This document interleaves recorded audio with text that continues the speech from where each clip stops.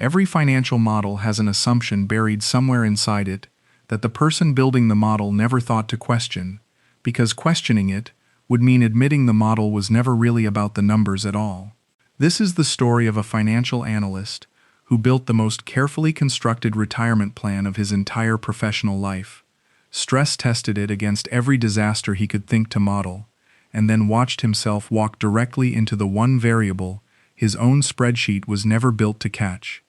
with the full, clear-eyed awareness of a man who understood exactly what he was doing the entire time. A rare kind of confession, where the failure was never a matter of missing information, only of choosing, deliberately and repeatedly, not to act on information he already possessed, in perfect, documented detail. I spent 31 years as a financial analyst in Calgary, most of that time in the energy sector, building models for capital allocation decisions worth considerably more than my own personal net worth would ever amount to. Learning across those decades the specific discipline of never trusting a projection you hadn't stress-tested against every plausible failure mode you could imagine. I worked my way up from a junior analyst position straight out of university to a senior role advising on multi-hundred-million-dollar capital projects, developing along the way a genuine, well-earned reputation as the man in the room who'd ask the uncomfortable question everyone else had quietly decided not to raise. It's a particular kind of professional identity, and I built mine carefully, methodically, the same way I built every model I ever produced for a client, one careful assumption at a time, never once accepting a rosy projection simply because a project sponsor wanted it to be true. I retired at 58, 4 years earlier than most of my colleagues, a decision several of them privately called premature at the time, on the strength of a personal financial plan I'd built myself over the preceding 3 years, with the same rigor I'd have applied to any professional engagement, Monte Carlo simulations running 10,000 separate market scenarios, a conservative 4% withdrawal rate against a portfolio of 780,000 Canadian dollars, a geographic arbitrage strategy built around relocating to the Philippines, where my Canadian dollar would stretch considerably further than it ever could at home, a plan I'd refined across countless evenings and weekends until every assumption in it could withstand the same scrutiny I'd have demanded of a junior analyst's work. I want to describe that model properly, because I think its actual quality matters enormously, more than almost anything else here, to understanding everything that happened afterward. This wasn't a napkin calculation or a hopeful guess dressed up in financial language. I stress-tested the plan against sequence of returns risk, against a repeat of 2008, against sustained inflation well above historical averages, against a major medical emergency requiring evacuation and treatment outside the local healthcare system, against currency swings that could erode my purchasing power by 20% or more in a single bad year, against even the possibility of needing to relocate back to Canada permanently on short notice and absorbing the higher cost of living that would entail, running each scenario independently and then in combination, checking the model's resilience against the specific, ugly possibility of multiple bad outcomes arriving together rather than politely one at a time. The final output, run across 10,000 simulated market paths, showed a 96% probability of the portfolio lasting until age 95 without ever running dry. I presented that model to my older brother Gordon, a genuinely skeptical man who'd spent his own career in a considerably less speculative field, engineering rather than finance, like a formal thesis defense. Walking him through every assumption, every stress test, every sensitivity analysis, printing out the full report, and sitting across from him at his own kitchen table for the better part of an evening while he peppered me with exactly the kind of hard questions I'd have wanted any competent reviewer to ask, until even his own careful doubts had largely been addressed.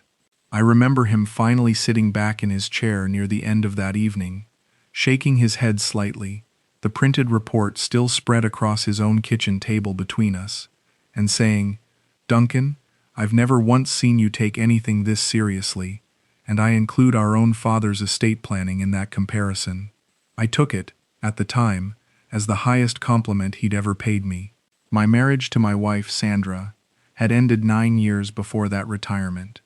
A divorce that was, I want to be honest, more amicable than dramatic.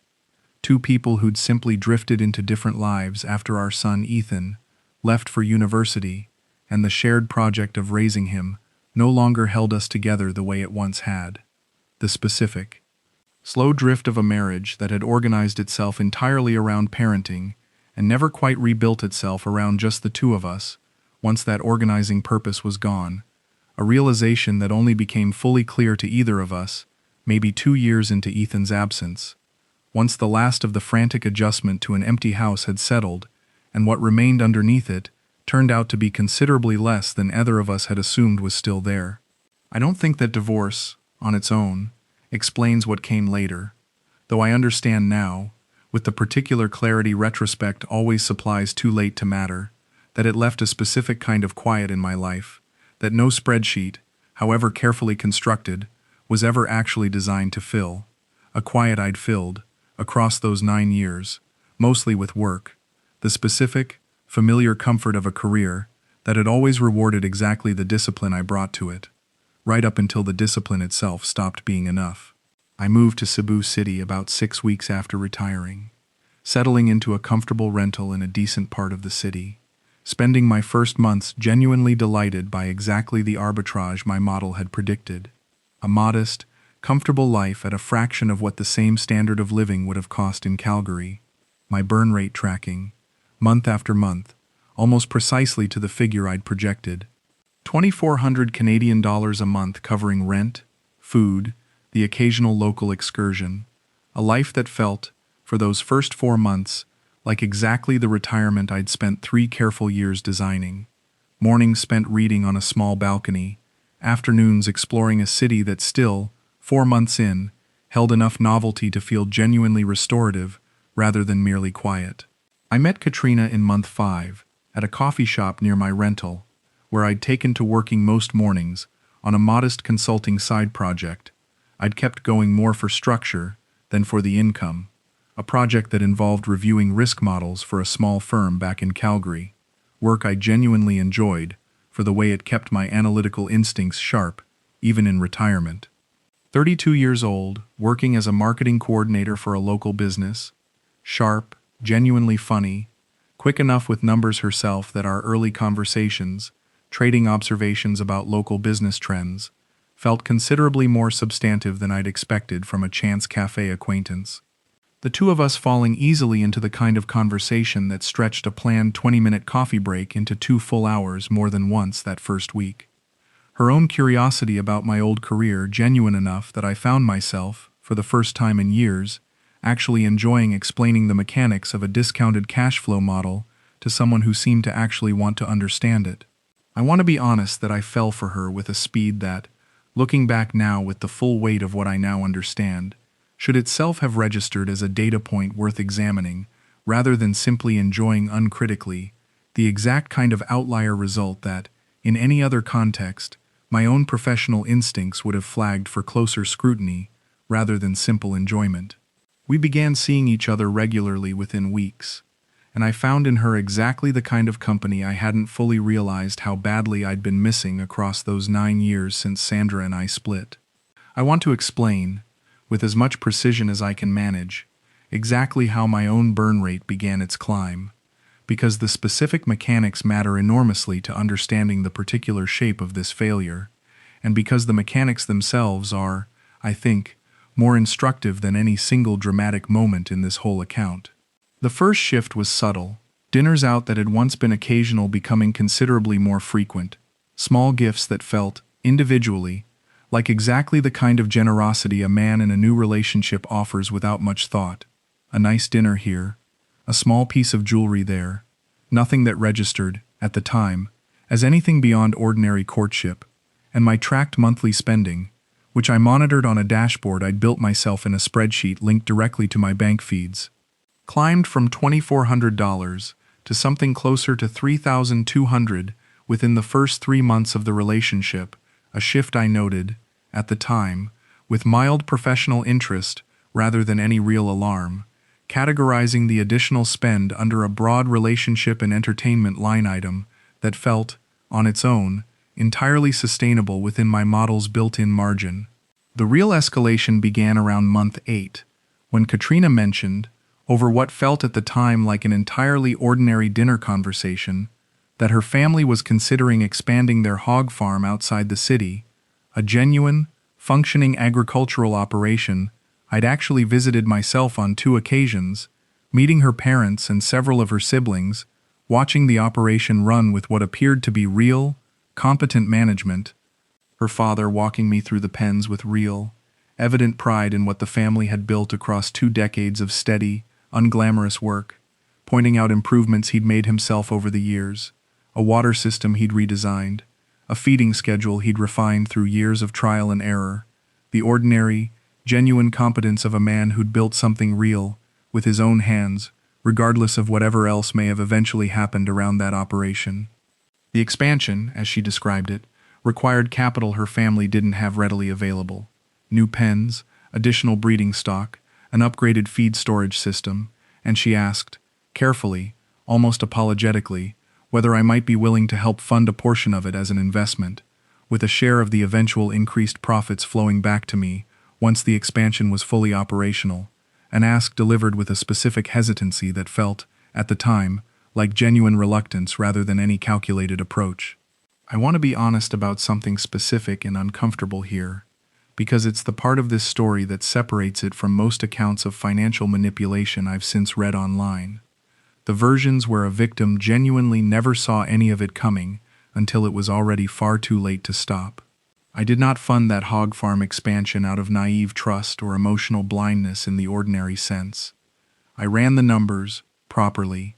the way I'd have run them for any client proposal that crossed my desk across 31 years of professional practice, reviewing the family's existing operation, estimating realistic yield increases from the proposed expansion, building a modest financial model for the investment itself,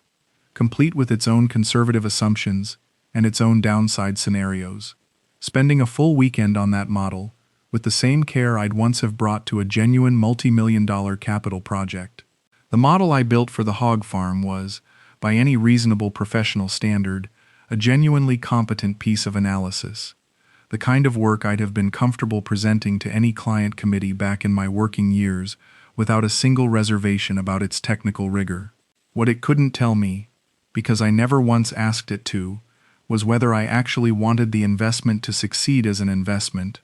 or whether some other part of me simply wanted a reason to keep giving Katrina money that felt, on paper, more defensible than an ordinary gift. I transferred the first installment, 18,000 Canadian dollars, categorized in my own personal tracking software, with a specificity that still makes me faintly ill remembering it,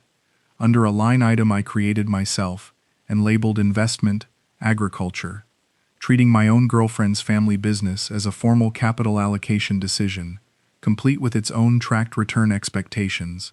a categorization that let me continue believing, at least on the surface of my own careful records, that I remained the same disciplined, rational analyst I'd always been, even as the actual behavior underneath that categorization had already drifted considerably from anything resembling disciplined investment practice.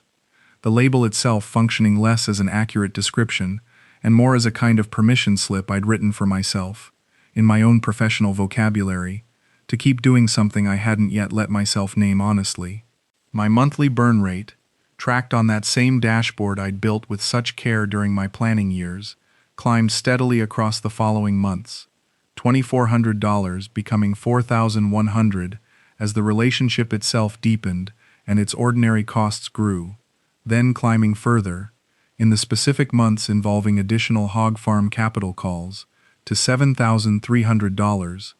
a figure I watched appear on my own screen, in my own carefully constructed reporting, with the exact same analytical clarity I'd have brought to reviewing a client's deteriorating cash position, the same dashboard I'd once built to protect my own future now serving, month after month, as an increasingly detailed record of exactly how thoroughly I was undermining it. I want to be completely honest about the specific, sick nature of what happened next, because I think it's the single most important detail in this entire account. I didn't fail to notice the trajectory. I noticed it with total, professional precision. I ran updated Monte Carlo simulations, incorporating the new, elevated burn rate,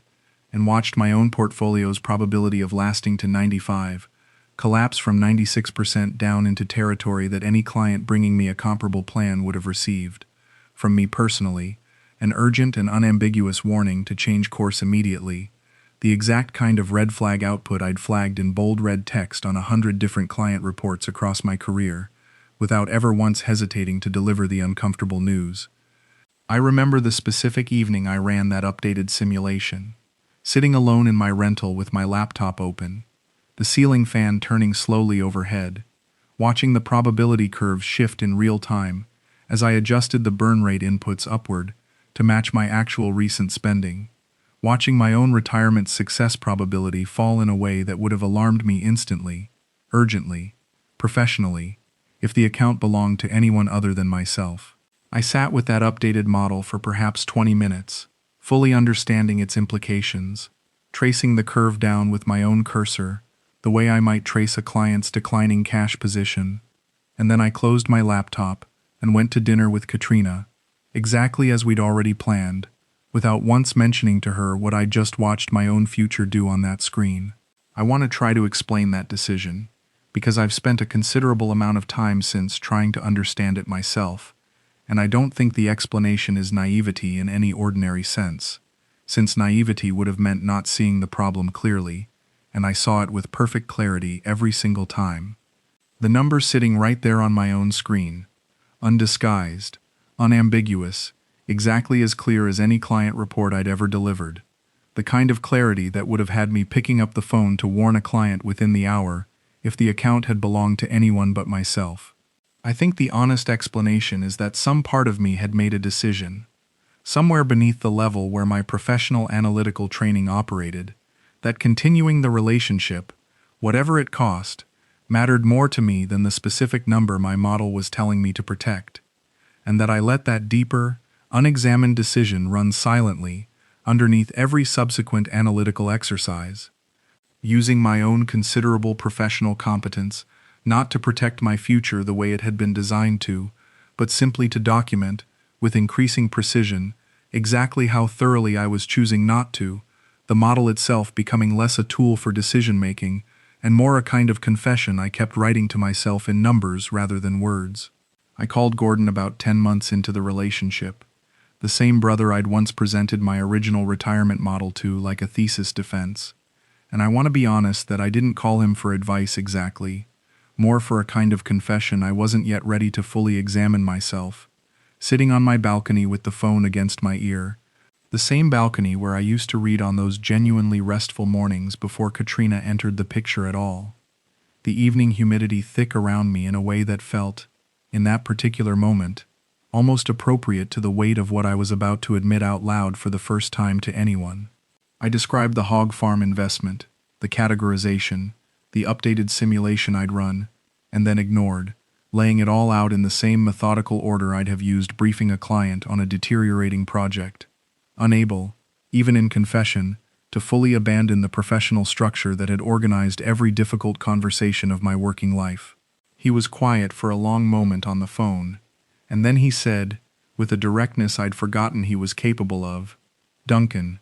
you built the most careful financial plan I've ever personally watched anyone build. I don't think you're confused about what's happening. I think you've decided something else matters more than the plan, and you're using the plan to keep proving it to yourself instead of using it to stop yourself." I told him that was, as far as I could tell, exactly correct, and that hearing it stated that plainly by someone who'd watched my thesis defense with genuine skepticism years earlier landed harder than almost anything else across this entire experience. Harder even than the number itself had landed that birthday morning. The relationship continued for another 14 months after that call, the pattern repeating with a consistency that, in hindsight, I find genuinely remarkable given how clearly I understood its trajectory the entire time. Month after month sliding past, with the same quiet, familiar rhythm, dinners and weekends, and the occasional trip to the family farm, each visit pleasant enough on its own terms that the larger accumulating pattern never once felt, in the living of it, as alarming as it plainly reads now on paper. Additional capital calls for the hog farm arrived roughly every 2 to 3 months. each one accompanied by its own carefully constructed justification. A feed price spike that threatened the existing herd, a veterinary emergency, an opportunity to expand further given the operation's apparent early success. Each individual justification, arriving with just enough specific, plausible detail that treating it with genuine skepticism felt, every single time, faintly unreasonable, given how well the previous justifications had held up under my own scrutiny. I funded each one, running each individual proposal through the same rigorous analytical process I'd always used, and watching, with the same unbroken clarity, my own broader retirement model continue its slow, documented collapse, each quarterly review landing a little worse than the one before it, each decline noted, filed, and never once actually acted upon. The breaking point, when it finally arrived, wasn't a dramatic betrayal in the conventional sense, no discovered infidelity, no sudden disappearance. It was, instead, a specific, quiet moment of genuine self-recognition that I've come to think of as the actual turning point of this entire story, arriving on the morning of my 61st birthday, when I sat down, as I did every quarter without fail, to run my full portfolio review, the same disciplined ritual I'd maintained since long before retirement, coffee going cold beside my laptop as I worked through the familiar sequence of checks, the same checklist I'd followed for 3 straight years, without once skipping a step, opening each account statement in turn, updating each linked cell, watching the summary dashboard slowly assemble itself the way it always had, and found my portfolio standing at 470,000 Canadian dollars,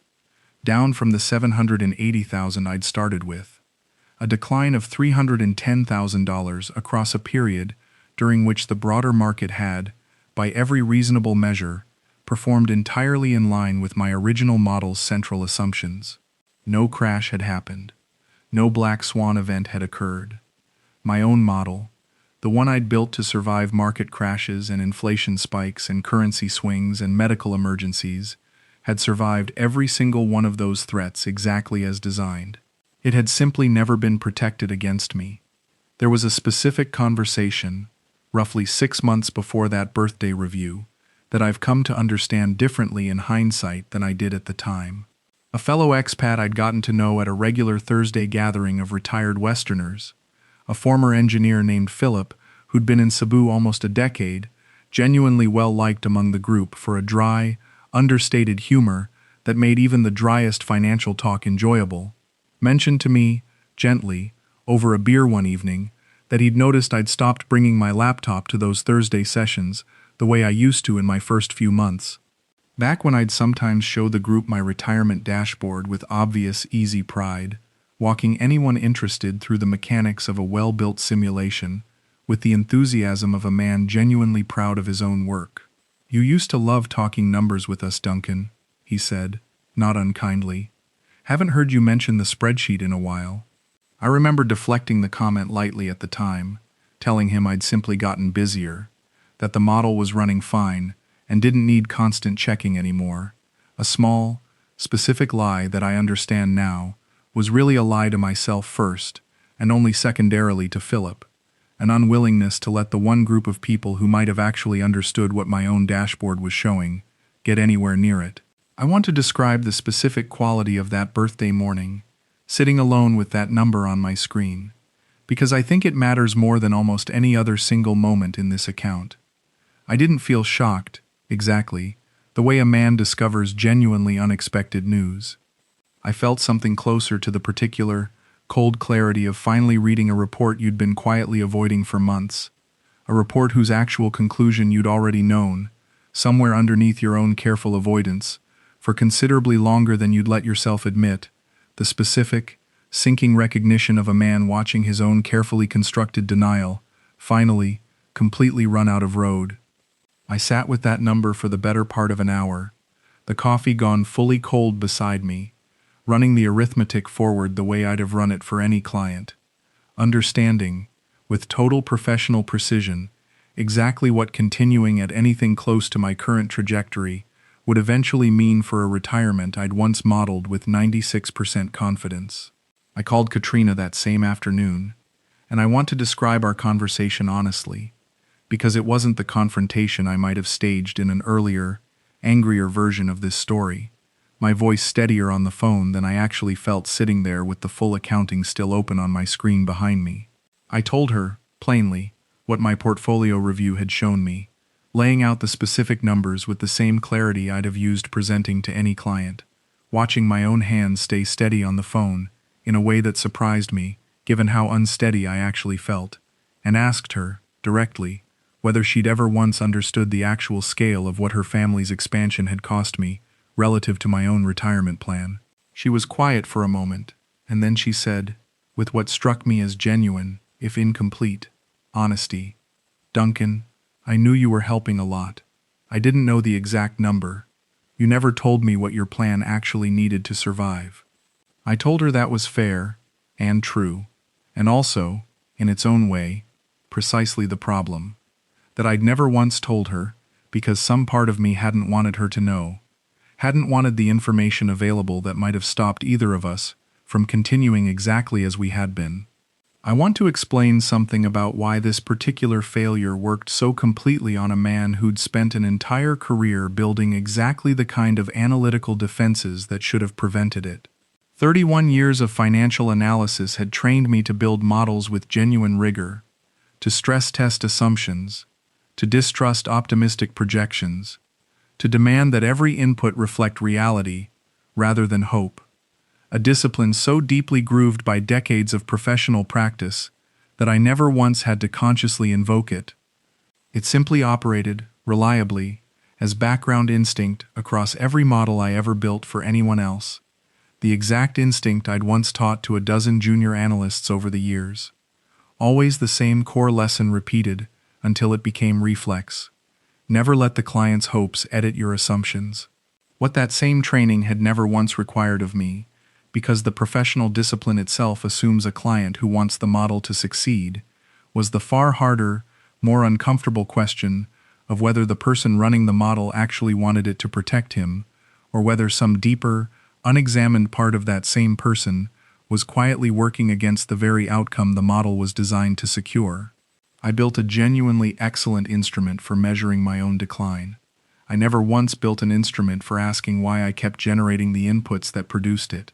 because no client I'd ever worked for across 31 years had ever once needed that particular question asked on their behalf, and I never thought to ask it of my own account until it was already too late to matter in any practical sense. I ended the relationship with Katrina about 6 weeks after that birthday review, a separation that unfolded with far less drama than the preceding 2 years might have suggested. Both of us understanding, I think, that whatever had existed between us had become too thoroughly entangled with a financial pattern neither of us seemed fully able to stop on our own. A final conversation conducted with a strange, quiet civility that felt, in the moment, almost more unsettling than a genuine argument would have. The two of us sitting across from each other in the same coffee shop where we'd first met,